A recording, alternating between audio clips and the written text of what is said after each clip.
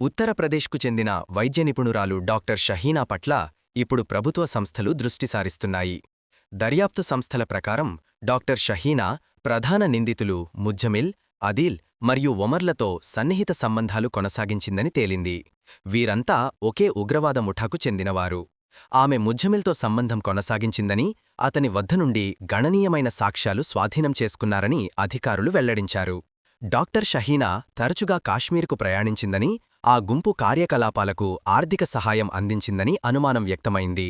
మొత్తం 35–40 లక్షలు ఈ ముఠా సమీకరించిందని, అందులో షహీనా పెద్ద మొత్తంలో భాగస్వామ్యం చేసిందని భావిస్తున్నారు. ఫరీదాబాద్లో ఆయుధాలు స్వాధీనం చేసుకున్న వాహనం కూడా ఆమె పేరుతో నమోదై ఉందని తేలింది. మూలాల ప్రకారం వ్యవసాయ అవసరాల కోసం కాకుండా పేలుళ్ల కోసం సామగ్రిని కొనుగోలు చేస్తున్నారని ఆమెకు పూర్తిగా తెలుసు.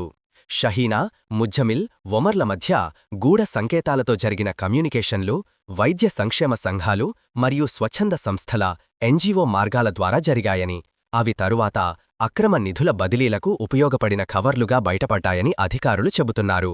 దర్యాప్తు అధికారులు ఇప్పుడు ఆమె ఢిల్లీ ఎన్సీఆర్ ప్రాంతంలోని అల్ ఫలహ్ నెట్వర్కుతో ఉన్న అనుబంధమే ఆమె ఉగ్రవాద భావజాలంలోకి దారితీసిన మొదటి కారణమని, అదే విస్తృత ముఠా నియామక కేంద్రంగా ఉన్నదని నమ్ముతున్నారు. తన వైద్య వృత్తి నేపథ్యాన్ని ఉపయోగించి భద్రతా సంస్థల నిఘా నుంచి తప్పించుకోవడమే కాకుండా ఉగ్రవాద ఉద్దేశాలను దాచిపెట్టిందని ఆరోపణలు ఎదుర్కొంటున్న డాక్టర్ షహీనా ఈ దర్యాప్తులో అత్యంత కీలక వ్యక్తిగా ఎదిగింది.